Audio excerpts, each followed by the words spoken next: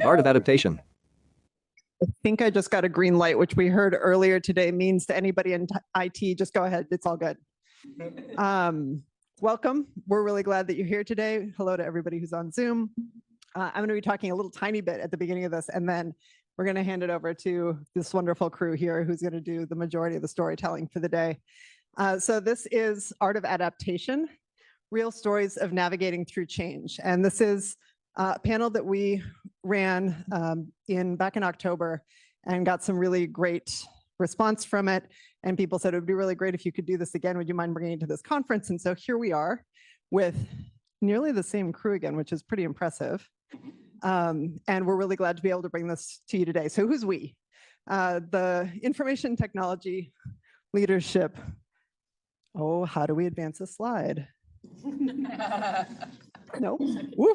Here we go? Yeah. Yeah. Hey, I did it. I don't actually know which one of the things I hit worked, but we're going to go with it. So we are the Information Technology Leadership Development Committee. What you'll see here says a little bit about what things normally are and what this year has been. So normally what this committee does is it's a group of people on campus who have been through one of the more leadership training programs and have joined this group to help enable other people to do the same. We put together cohorts, we facilitate things for those cohorts and sometimes for some of the alumni. This has not been a normal year. Along with a lot of other things, this group lost funding this past year. And so we pivoted this year and we've been doing a lot of things on campus, about 2 a quarter, to try and bring people together, both people who have been through the trainings and people who haven't and are just interested in leadership topics and interested in thinking about how we all work together. Next year, fingers crossed, still waiting for news, stay tuned. You can learn more at our website. Hopefully there's going to be information there. And we're going to be able to say all kinds of exciting things about being able to do more training again next year, but we'll see. Thank you. All right. So about today's panel, change is not going anywhere. So what are we going to do with that? How do we actually handle when things are changing? Wait a minute, things are changing all the time. They're changing constantly. And we hear a lot of things about their processes to do change better. But how do we actually do change so that it feels better? How do we recognize this state that we are essentially all in together all the time?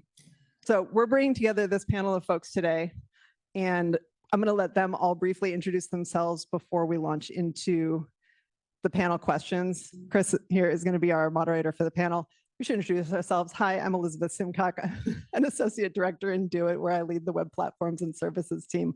And I'm Chris Lass, he, him. I work for Do It as well in the product management team, focused on software licensing in the campus software library. All right. We're going to let the panel briefly introduce themselves, and then we're going to get into the real stories. The badger looks at a sign with opposite arrows. I'm Brian Lynn. I'm the infrastructure services lead for the Center for High Throughput Computing. Hi, I'm Phyllis Trigg, and I just left a position at UC Santa Cruz as an Associate Vice Chancellor for Experience Strategy and Design, and I'll be incoming to a role here at the UW as a Shared Capabilities Director for West. So happy to be back. Applause. Hi, I'm Sabrina Messer. I am currently an Administrative Initiatives Lead in a department called Administration, Innovation, and Planning. I have about a 16-year career between help desk and program and project management. My name is Dan Jacobson. I own a small retail store, which is why I'm here doing IT stuff. And I'm Stefan Way. I work for the University of Illinois System as their HIPAA Privacy and Security Director. The list of the panelists, along with where they work and what they do. Hi, I'm still Chris. So, again, thank you very much to the panel for coming and participating with us again. Like Elizabeth said, change is constant. And in our university environment, change is often a 5-letter word as opposed to a 4-letter word, but same sort of connotation. With this group here, we've got a few questions that we wanted to kind of start the conversations, but we also want this to be a little bit organic. So if there are things that come up that we want to have addressed, we want to make sure that we're giving those sorts of opportunities too. We do have a limited time frame, so I'm going to get right to it. So panel, to you, Looking at change, can you share a time when a change initiative didn't unfold as expected and what you took away from that experience?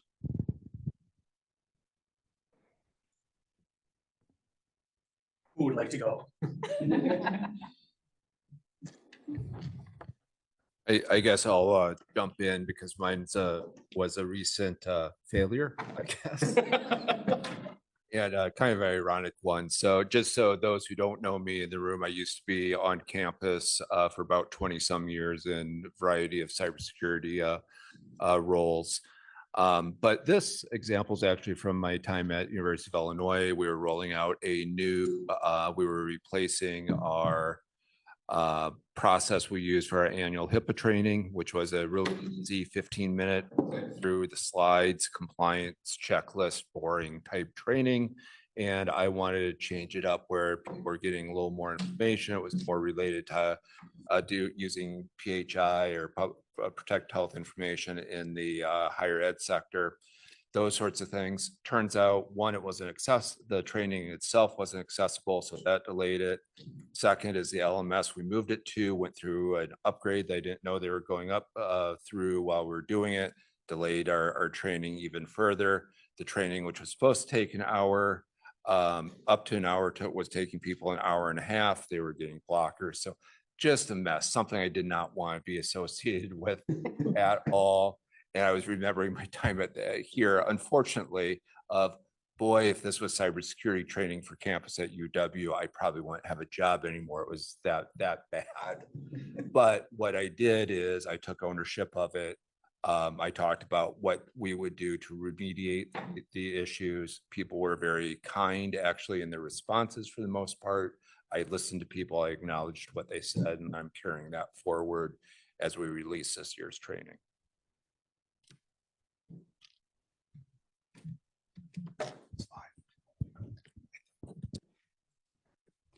I'm also going to talk about University of Illinois. So I was the CIO for the School of Education and the head of Merritt Library for a number of years. And prior to that, I was in various director positions at what was then CITES, which is, I'm sure, no more, but basically do it for University of Illinois. And one of the director positions I had was for customer service. And during that time, we were going to roll out a new ticketing system, which always goes perfectly. And the thing that was frustrating for me in terms of the change management was that we developed an entire process to go out on campus, try to interview as many people as possible, have discussions, be inclusive for needs, et cetera, so that it could be a universal ticketing system for departments and for central IT. And then we got the consultant on campus who was military and government was his background. So we assumed that everything would be fine. Got in the room with him with all of our various needs and requirements, et cetera, and learned that he had only ever done installations on military bases. And so he was shocked and surprised when we had competing requirements. And that kind of, I'll just say that started an entire new process of discovery with that company and really led to some challenging times in terms of that transition. I think we're going. Hello. Since we're going down the line, I am not speaking about anything in Illinois. My example is I was part of a department that was created independently to look at operating model changes. It's kind of in the air right now. We're looking between all the different functional areas of campus. How do we maybe structure our service delivery different? So at this time, it was a separate department that was created to look at operating models, but also to bring continuous improvement in the culture and kind of in the air, in the lifeblood of our community. And great idea. That was sort of what I've learned from it. It was that there's right ideas, but at wrong times. And so we were trying to do this work, however, was also alongside Workday being launched, which was very disruptive in good and bad ways across campus.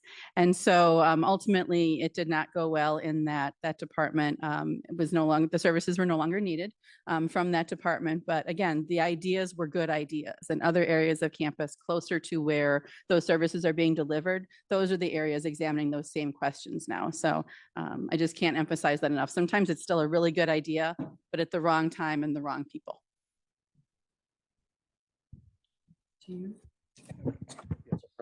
Yeah, so maybe 8 years ago. So actually, to provide some background, the CHTC is mostly federally granted. So originally, a combination of like DOE and NSF funding, but now mainly NSF. So every 5 or so years, we are changing big funding streams and changing projects, changing who we collaborate with. We collaborate with a lot of people across the country because we support national cyber infrastructure for the NSF. And so about 8 years ago, one of the grants ended, and then one of our big collaborators at Indiana University were suddenly not going to be working with us anymore. And they ran our operations center. And we had a 2-month timeline, and my team had to move a bunch of services here, 10 or so, of a lot of kind of custom organically grown stuff. And so we made this transition, we hit the deadlines, things didn't blow up. So there was a success there, but we're still paying down some of the technical debt because of the decisions that we made under duress during that time. And so if we had a longer lead time, more time for planning instead of doing, I think that would have saved us a lot of hours now.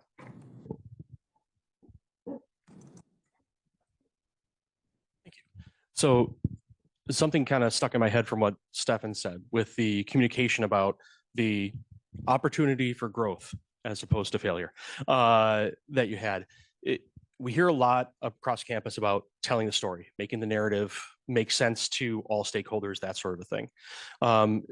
What role does storytelling play in driving home change in your worlds, but also what can we take from that from the public sector university?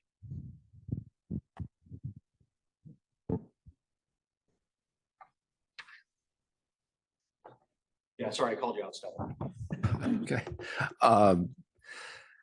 I think what I would start with is kind of some of you've heard me talk about this in the past, so it's going to sound familiar. So sorry to repeat this, but there's a change model I follow, and one is the 3 vectors of change comes from helping people be motivated and make the change.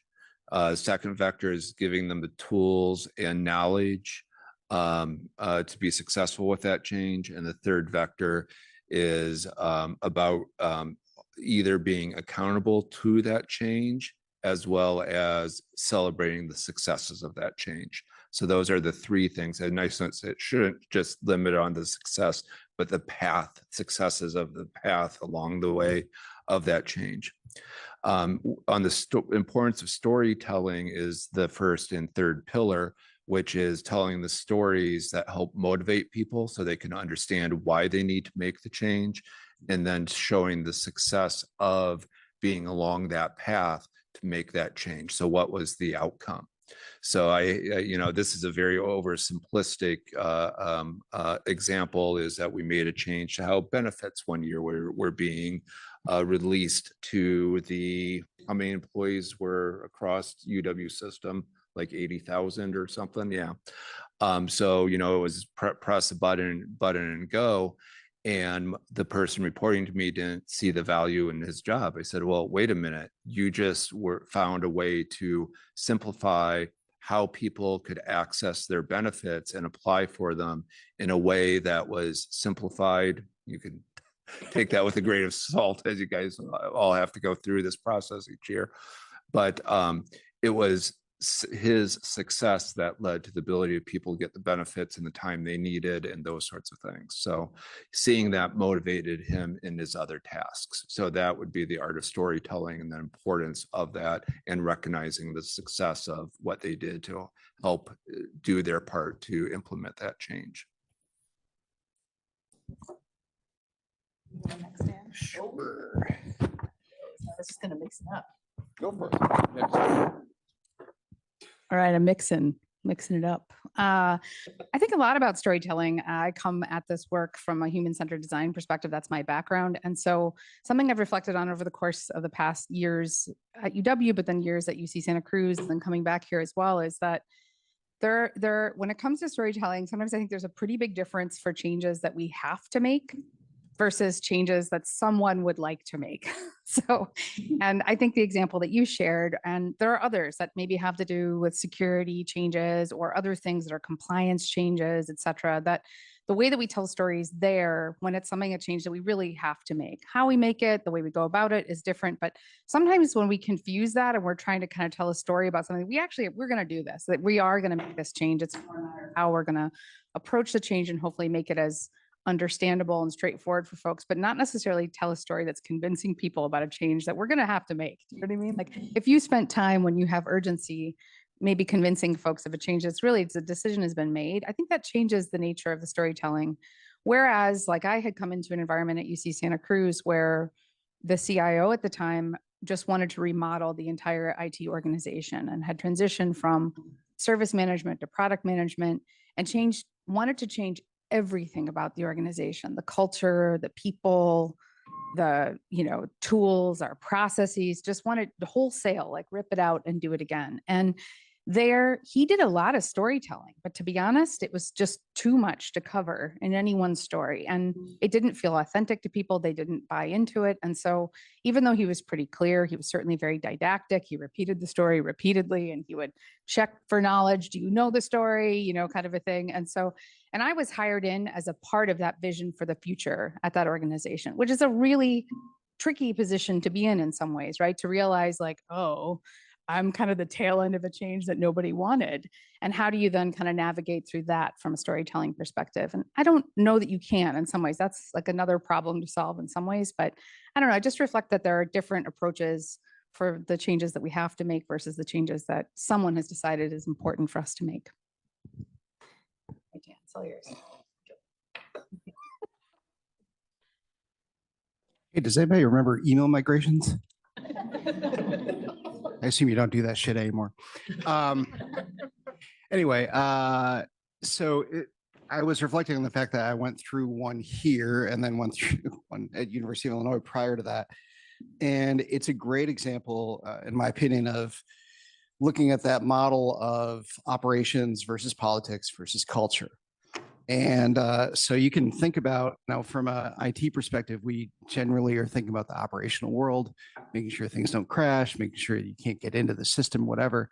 And those are all useful things. But at the end of the day, those won't change the culture and those won't impact politics without some sort of human connection, without some sort of storytelling. And I think that's why stuff like email migrations, HR migrations, stuff like that, are so challenging for IT people on campuses, especially where you have shared governance and all those things, because the perception in terms of how does this affect me, what does this do in terms of our overall culture, those kind of questions are abstract and are difficult to answer. And I think without the ability to humanize your change through storytelling, through talking with individuals, that doesn't happen very well. I remember Bruce Moss telling me that he had to have a one-on-one meeting with some old professor in engineering, in some department. Because the guy was so upset about losing his forwarding rules for email. And it's like, at some point, you have to, I guess, figure out who those influencers are, and sometimes have that one-on-one meeting, even if that's an expensive meeting in terms of your time and your availability, just because that person has a lot of sway in that department. And so, meeting them face to face may do something, even though it has nothing to do with the technology.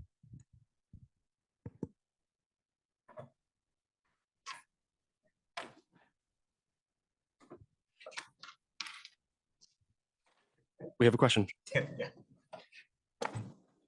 Sorry, James McKay, Learning W team. Since we have you all here, one thing, because you've talked a lot about kind of plan change, right? Where it's well known ahead of time, there's a big plan, you do all that. I'm curious what your thoughts are on preparing employees for maybe those unplanned changes or those sudden changes, because you don't have time to sell a narrative or do a lot of that operational planning. So, and maybe there's no strategy for that, but I'm just curious what your thoughts are.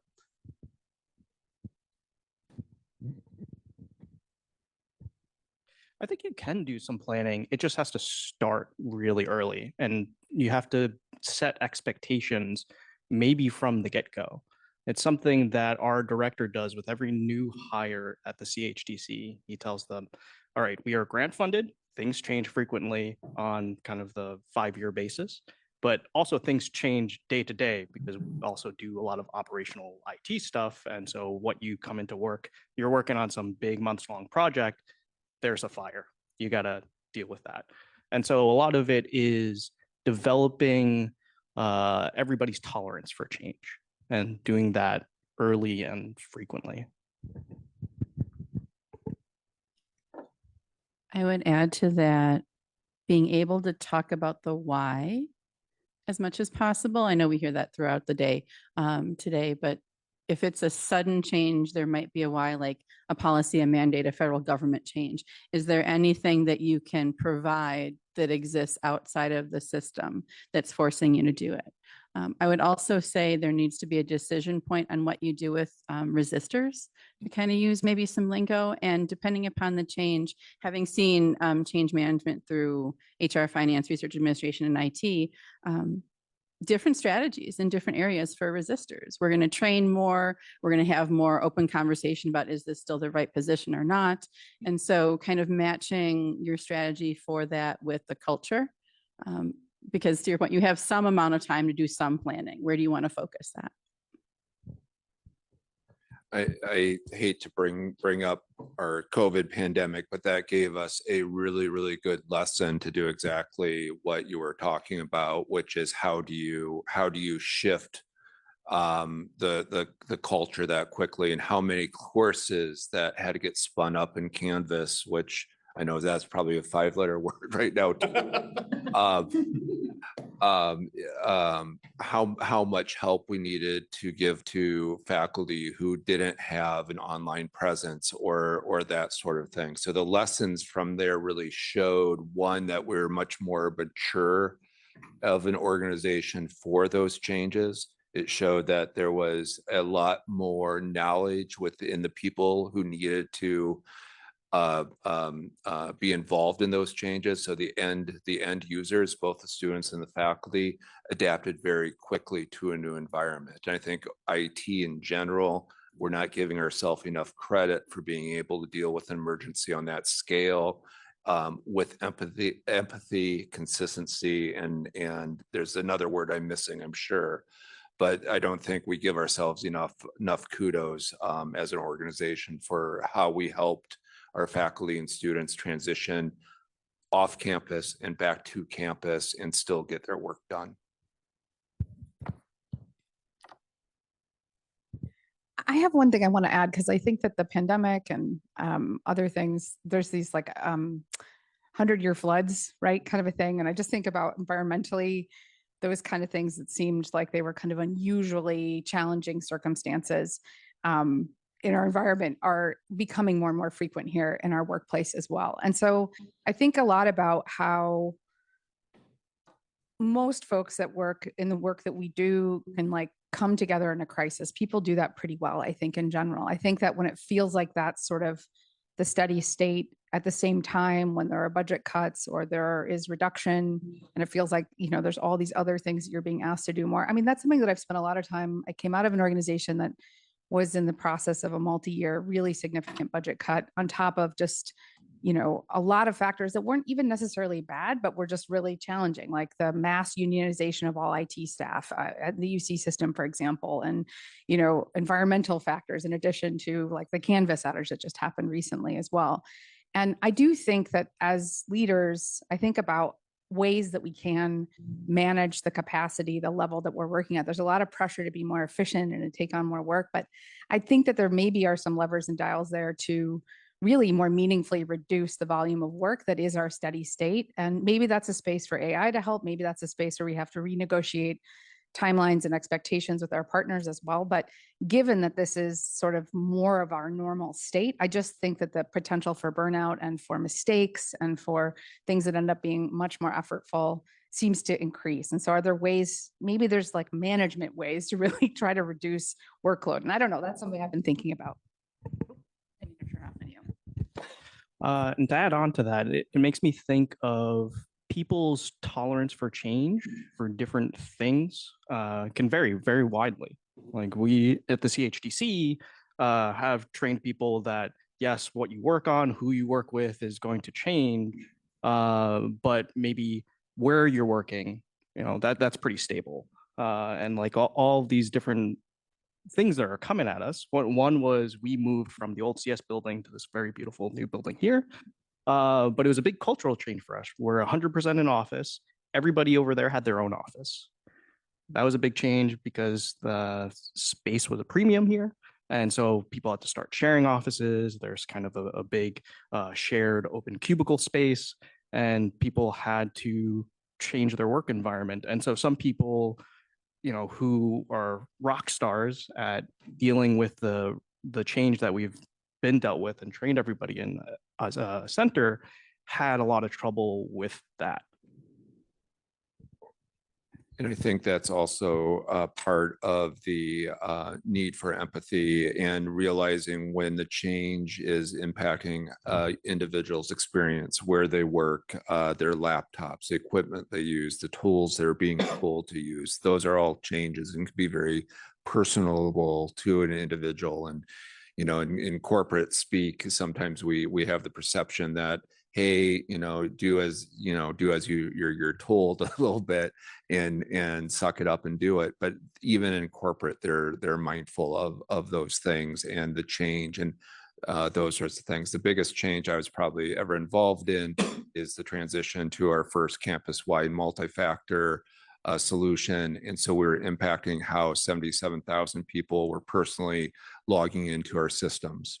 And so when I took it from that personal approach, I thought it went much better when we had those conversations and we realized it was a change for a person and it wasn't just a new technology to use. I appreciate all of you talking about, you know, empathy in communication, but also the trust that you need to build within your teams to make sure that you can handle those kinds of changes. I believe is this our time? No? 2 o'clock? Oh, fantastic. 15. All right. Do we have any? I'm sorry? 15. 2:15. Oh my goodness, we're even better. Okay. Here I was rushing and panicking. All right. Do we have anything from chat that, any questions real quick? And then no? All right, fantastic. We have another question from the audience. Hello, Lisa Burley with the College of Letters and Science. If the cat hasn't been let out of the bag, we are in the process of realigning our IT in the college. And my colleague next to me, Caitlin, we're in a hurry up and wait situation where we know there's big change coming for our group. And if you're Clifton Strengths people, I'm an activator. So I want to like start preparing and start doing things. And it's been a challenge. I eventually had to give up on that to some degree. So I don't know if anyone has experience of like not being able to, like, you know, it's coming, but you really don't have any power to do anything about it. And if there's any strategy for like staying optimistic and motivated as you're waiting to finally get to do something about change.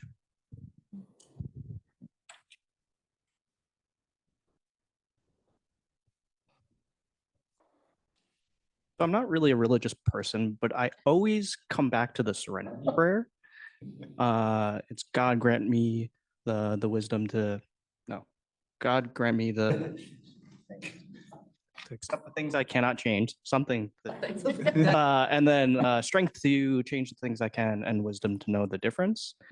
And I found that so helpful when thinking about change generally. And then also managing my own anxiety, because that gives me kind of like the metric is like the acceptance, and then like it's action oriented, and then wisdom to know the difference between the two also helps me think about the different spheres of influence I have, right? Like for your transition, maybe there's nothing you really can do, but you can kind of control your own emotions to some extent, or try and change your mind frame a little bit to hopefully accept the waiting part of it. The advice I'd give is one, leading to those in the past as well as being led in the past, is that sticking to facts, eliminating rumors, not perpetuating rumors. Other things I would do is I would just write questions in a book, and every time there you go, you do it. So it's writing those questions, and when you have a factual answer it and talk about that with other people. So then you're spreading, you're helping promote the change and how, hopefully the positive impacts from the change or things that are being dealt with. So that's kind of my advice on that. But you are already doing it, which is great. Yeah. Go ahead. As someone who was in the somewhat similar situation of there's a reorg coming so many months in the future, but and you can plan for it and do things and own your current state. And that's not really the case. One of the things that I did that helped me is to try and succeed, to examine who I was, who I had become, and who I wanted to be in this next stage of the change. And while I believe I'm relatively self-aware, it was interesting to take that moment to reflect on the past and who had I become and why, and what kind of environment would I be most successful in the future, so that when the change actually comes and there's decisions to be made for me or that I can make, which ones am I going to make, and which of the difficult decisions am I comfortable making? Where can I say no and feel really good about that as someone who usually says yes all the time? And so that would be my advice in terms of someone experiencing it. When I've had to coach others around this, it is similar. It's learn all that you can, be prepared, be ready for when it happens, try to ultimately stay calm, right? Stay calm and mind the gap, because having too big of reactions at too early doesn't help you or the change or your colleagues. I'm thinking that big W workday thing again. There were a lot of folks that were not involved in the change until closer to the end. So how do you stay engaged with your current role and learn as much as is available about the upcoming change? So.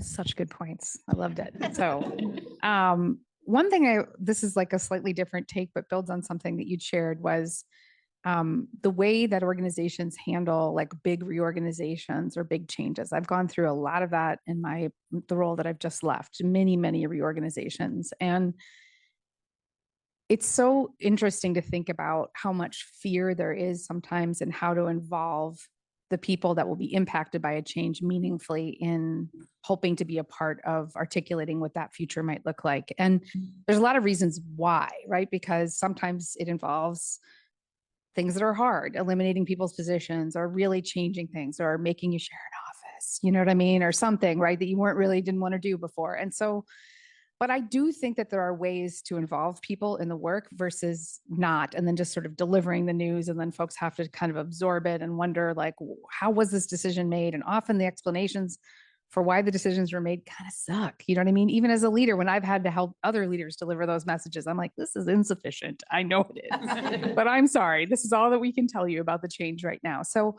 I guess I would just say like more of a possibility and invitation that there are lots of convivial and facilitative ways to involve people in the change as well. There are design sessions or strategies, and not necessarily you design the future of the department, but like help us refine the vision that we've developed, meaningfully refine it. Are there principles you want to make sure that we bring with us as we move forward? I do think that there are opportunities to involve folks without like letting it kind of get totally out of hand. And I just wish organizations had more of those tools and folks maybe like in roles like you were in to help facilitate those conversations, because there really is an opportunity for people to participate. And the more they do, the more you have a chance to be prepared for the change and to be a part of it and to be excited about it, not just told that you will be excited about the change.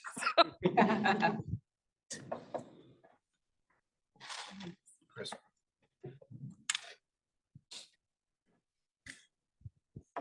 Yeah, I'm curious, maybe you could share some thoughts on kind of navigating change on top of change on top of change, right? Maybe we have a change that we know is coming and we're planning for it and we get into it and like a bunch of things happen, you know, between now and maybe when you would get to what you feel like is a more stable state. So navigating all of that pivoting and just, you know, people get like change fatigue, right? It's like, oh, this new thing is changing. So all these plans that we spent all this time on now have to shift, and, you know, we don't know what things are going to look like. So I'm kind of curious your thoughts on that. Yeah, change fatigue is a real thing. Thanks for bringing that up, Elizabeth. Anybody want to jump on that one? All right, Sabrina. Oh, Dan was reaching for the mic. I've actually been thinking a lot about that in the last couple of days, thinking about this conversation and a couple of things that are happening in my professional life. I don't know, but I would say that, well, let me take a step back. I admire all of you for trying to manage through the kind of changes that we're seeing in IT right now. You know, I can only imagine that you are dealing with a lot of competing forces, a lot of people assuming that because they heard it from an LLM, it's true, and all those kind of things that we didn't really deal with. But at the end of the day, you know, change is constant. I think that the perception that that there's some stasis even at a place like university is completely false. But the problem is that you're mostly dealing with individuals who are focused very deeply on a specific thing and want that to not be interrupted. I don't know. You know, I don't have any answers for you, except perhaps to take a step back and think about the fact that nothing, like the fact that things are changing hasn't changed. The rate of acceleration, I think, is different. But you know, what were you doing 3 years ago? What were you doing last year? I could almost guarantee that you're not doing the same kinds of things anymore. And I don't know. I don't have an answer for you, I guess. Just ponderings. I'd like to agree. I hope the panel can help me with my problem of having way too many unfinished projects. no. Sorry. But I think this is something that I try to instill in my team, that, you know, they know that operationally, especially this past month with all the Linux kernel vulnerabilities, we run a lot of Linux stuff. You know, every week, every day, it feels like there's a new vulnerability, and so every single project had to be shelved. And so I've had conversations with my team over the years to make sure that, you know, that your day or your project can be interrupted at any given time. So it's really important to kind of save state, little checkpoints, keep notes. And these notes are great for future you, or maybe future you won't be able to pick this up. It'll be really helpful for your teammates. And like, just think about what you would like to have from your teammate when like the baton needs to be passed. But dealing with the fire hose, I don't really have a good solution. I'm sorry. I'm going to throw something in for you too. I'm not on the panel, but I play like one on TV. So the thing that keeps me sane. Having two kids that are now in college and all the changes that happened and work challenges and all those sorts of things is finding that one centering point. We have anchors in our lives that might not be at work, but they can still provide a point of reference for you to anchor yourself, reflect, make sure that you're not just drinking from the fire hose constantly throughout your entire work life. So that's my 2 cents there. Now I'm done. I'll throw another 2 cents on the table. I'll see you that. So we're up to 4. A couple of things I responded when you had said when you have to scrap plans, and that reminded me of building a foundation under the constant changes. And if you don't have the foundation in place, you can still put it in place. And I would say the 2 big pieces are comfort with iteration and being iterative. It's not fundamentally bad or wrong if we change the plan. We work at a learning institution. I'll use the word, I'm sorry, I'm shooting on us. We lifelong learners, and so things inevitably change as we know more, as we experience more. So building that foundation of iterating from where we started, that's not fundamentally bad. Not to say that people won't have really strong reactions and feelings to it. And that's another skill that we can build up, is having that empathy and being able to talk to folks about, what does it feel like? What are you experiencing? Are you still able to be productive? Do you need time away when we're iterating? So that's one big foundational piece. But I also think prioritization, and I know that's its own weird jargony word, and we have lots of models, but again, all coming to an understanding that if we are prioritizing, then the thing that we're working on now really is going to help the mission of our unit or of our university. It's aligning with the vision. It's aligning the work that we do every day on the ground with what's going to make this university a better place to be. And priorities should shift. I'm shooting again. As we understand what's best for the greater good, something could be deprioritized. And we all are kind of craving for that no. And in reality, prioritization is not now. So maybe we're doing project A this month, and the next month, because there's vulnerabilities, because there's whatever happening that disrupts our operations, it's going to disrupt our project portfolio as well. And being comfortable saying, okay, now it's project B, we'll come back to A, and we're going to iterate because things look really different now, 60 days out. And oh my gosh, yes, we need to prioritize maybe faster than quarterly, even though that may be what the body of knowledge tells us to do. So putting foundation in place if it's not there, and getting us as comfortable with some of the aspects of change. And I think with that foundation needs to be a maturity of decision making. And we need to work and raise decisions. And I'm sure my teams got really mad at me at one point because I loved my decision documents. Why are we going to do something? I don't know. Give me the decisions on what would you recommend doing? What are our options? And a lot of times the options was, stop the project because something else came up, or delay the project until we can get this other thing figured out. I mentioned the multi-factor authentication duo project from a number of years ago. It got delayed a month, or we didn't pause the project, but we paused the timeline because someone asked a very important question, which is, what do we do with people who are differently abled, and how to use a different form factor for authentication?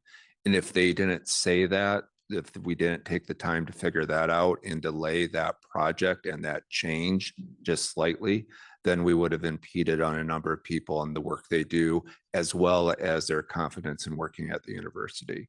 So that's where the decision-making and having decision-making built into our processes. The other thing quickly to share is long time ago, our CIO set a bunch of us down, and we did what our strategic initiatives were. 27 of them. Wow. 27, and that was cut down.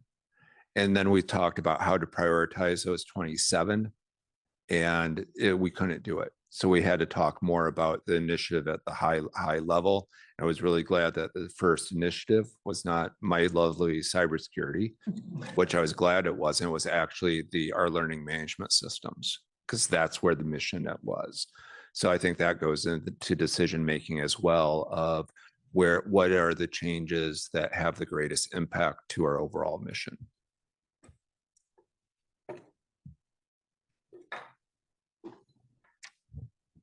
Anybody else have anything they'd like to ask right away? No? Anything from chat? We're good? Awesome. Aha! I'm coming. I had knee surgery. I'm just walk a little slow. I have a follow-up question on the decision-making document. Would you mind sharing what tools you use or what your decision-making documentation sort of looks like? So whenever, for example, someone might suggest you make a change, how do you work through, and this can be for everyone too, this longer part, the second part, how do you work through whether the change should be made, and especially in a way where your team can feel included, the person who made the suggestion can feel heard. Thank you. Now I have to dig back in my mind a little bit on what that decision document looked like. Tamara Walker and I are the ones who were really kind of pushing at the time, and this is a decade ago. The framework really was identifying the question that was being addressed. So what sort of system should we go with? Then identifying the criteria we were using to make that decision. And then the 3 or 4 options that we really try to stick 3 to 5 options then with the final recommendation. And this was a document that was put together by usually the people on the project team. So we were looking for their input. We'd vet those documents with key stakeholders. And then Tamara and I would take that to the leadership above us to say, this is what's being recommended. And then we would ask for the executive leadership to make the determination on which option. Now, there was some back and forth in that, of course, and there should be, but that was the general model. There's on the legal side, there's a tool called IRAC. And what that replace in that model, the rules with the options. But what that does is, what's the legal question? What are the facts of the case? What are the laws? And then what are the observations? So.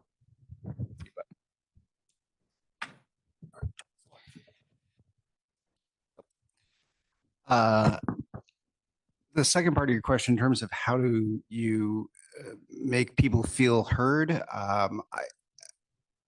in leadership, I think one of the things that you can do is to use the position that you have in terms of the perception that you're a leader or the perception that you have power, and meet face to face with people. Again, it kind of goes back to like Bruce Moss taking an hour out of his day that he didn't have to sit down with this one leader.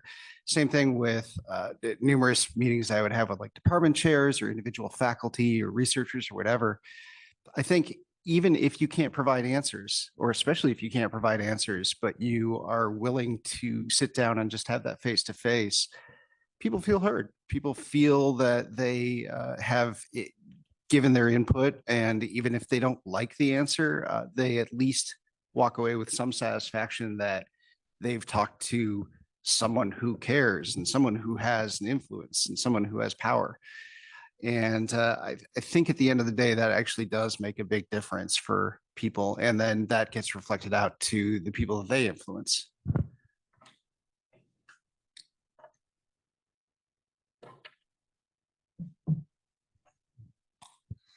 Thank you for that. So really building trust seems to be the kind of key theme that we're talking about when we're talking about change. Is everybody here during their conversations has talked about making sure that you have that foundation, that trust, that empathy that you're communicating with your teams. Measuring success is always something that kind of comes up as well, especially when we're talking about changes. So the last thing that I'm going to ask, and this is the one that I didn't get to ask last time. And so I'm excited about this. How do you measure for success of a change outside of the dreaded word metric and KPIs and all those fun things? What do you count as a success when you're through that change process already?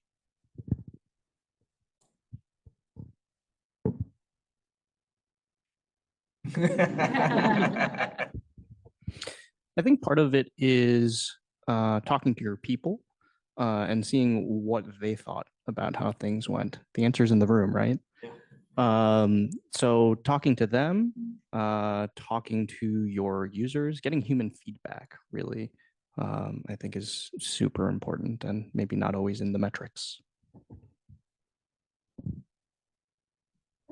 I think I have kind of a front end consideration, which is that a lot of times when we formulate our KPIs or our metrics for a change, they tend to be functional factors, right? Like, and functional, I mean, it could be that we did it on time, we migrated on time, or I don't know, we did it with a certain amount of tickets or, you know, something like that. There's some metrics that we measure what we can and what's maybe easy to measure as well. But I think on the front end, if you're able to kind of really get clear on what the change will be like for the people at the end of the day, both for our customers, our clients, but also for the team members as well. Like, what's it going to be like once we get through this transition to the other side?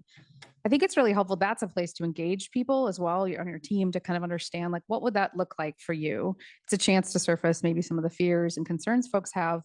But also then in the end, you can kind of say, was it better or worse than that? And one of the things I think is really interesting, and it has a name, I can't remember what it is, but we have kind of a bias that like, once we're done with something, that there can be this like, oh, I thought that was going to be totally easy. Like if it went well, people will be like that. I thought that was going to be no problem. But you're like, no, a few weeks ago, you were like, we're dead, you know, we're doomed, you know, and you're like, what? You've already forgotten that you were the doomsdayer because it went well, and vice versa. If something goes poorly, people in the beginning who said that they thought it was going to go well will claim that they thought it was a terrible idea anyway. And so sometimes it's helpful to have those kind of artifacts that you can look at and say, like, we agreed ish that we thought it was going to be kind of like this, and be pleasantly surprised if it isn't, right? That's an opportunity to learn, but it kind of helps you kind of position the past with the future as well, and to track that transition as well too. So I don't know, I think developing more human informed metrics in addition to those kind of mechanical ones can be a helpful way of understanding, like, was this change successful or not? So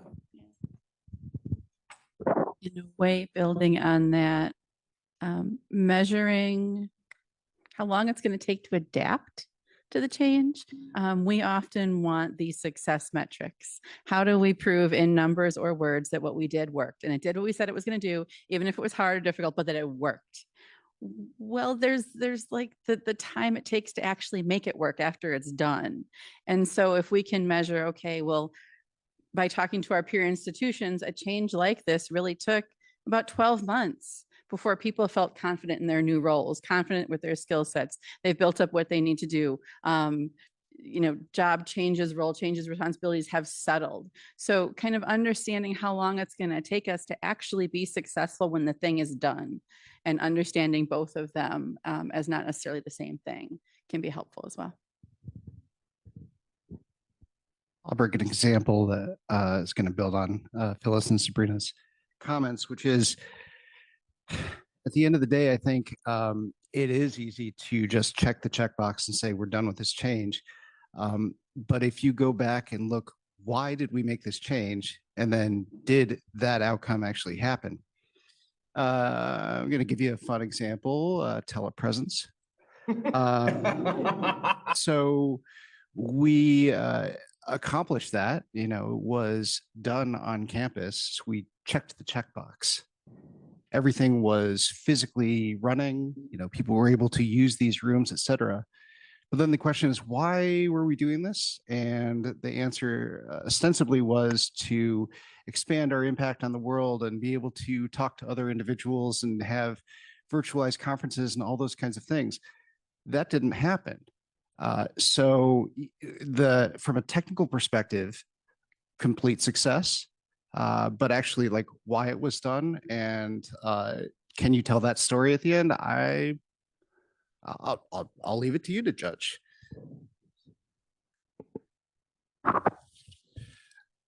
The examples I talked through gave very, very general. I wouldn't even say they were KPIs, but the scope of impact, the scope of the impact. And it's not always about the number of people.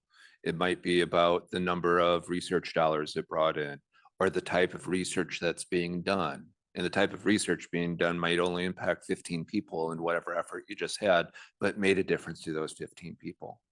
So whatever that change is, it's realizing what that impact at the end was to one or more people. If you could tell that story, that goes back to that storytelling element of saying what success is. I like what Dan just said. From an IT side, we can check boxes and it looks great on a email migration, but if people aren't able to use email, or if they're confused or they're mad about it, or there's talking about how awful it is, then yeah, that you might need to go back and do an after action on, what did we miss where people's perceptions or expectations didn't align with what the desired outcomes of that change or that project was.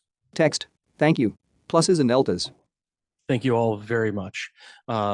So we also want to thank all of you for participating, but also hearing the stories that our wonderful panel had to share with us.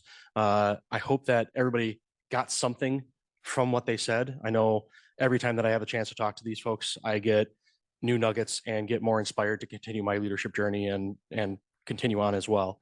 One of the things that we like to do within ITLD is make sure that we have time for pluses and deltas. And so if there's anything that you would like to share with us about what went well today, or what we could improve for another opportunity, we would love to have you give us that feedback. Is there anything else that you would like to share, Elizabeth? Do I need a mic to say no? What he said is very true. If you have feedback, we definitely want to hear it. If there were things about this that were really great, if there were technical issues, if there were slide editing issues, which I did notice one on the way through. But all of those things, we want to hear from you. We want to hear about things that you want to hear about. And like I said, we're winging it a little bit this year. So if there are topics that you're interested in, reach out to us, let us know. And we are partnering with a lot of groups across campus to try and bring opportunities to learn from each other. And so thank you all for coming and spending an hour with us. We appreciate it. What was good today? What could we improve?